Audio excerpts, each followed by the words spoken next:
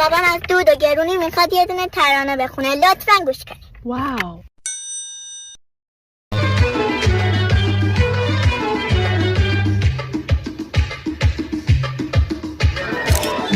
از اون بالای گیلان تا هر گوشه ایران، همه جا سبز و آباد، همه خوشبخت و آزاد، هوای پاک و بارون، همه خرپول و خندون.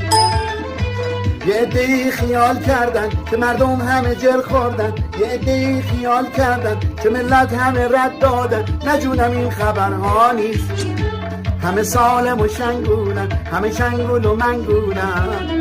دلار افتاده از پا، همه چی شده ارزون، تو هر جا پا میذاری همه میزونه میزون. رئیس جون غزل خون یه وقت در نره فرمون.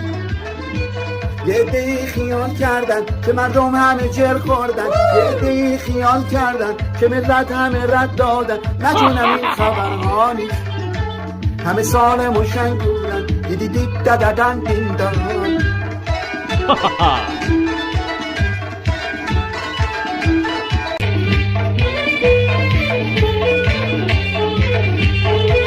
ای بگردم دور میز و صندلی هاتون رفیق، شادیم از یارانه و زنبیل کالاتون رفیق.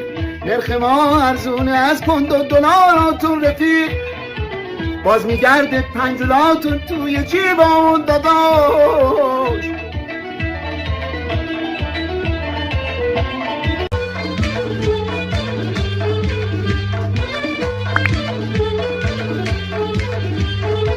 قربون طلا و بنز و نرخای بنزینتی، چون یتیما کی شما که دائم شطرنجتی. نرخ ما ارزونه از پوند و دلاراتون دادا، باز میگرده پنجولاتون توی جیبامون دادا.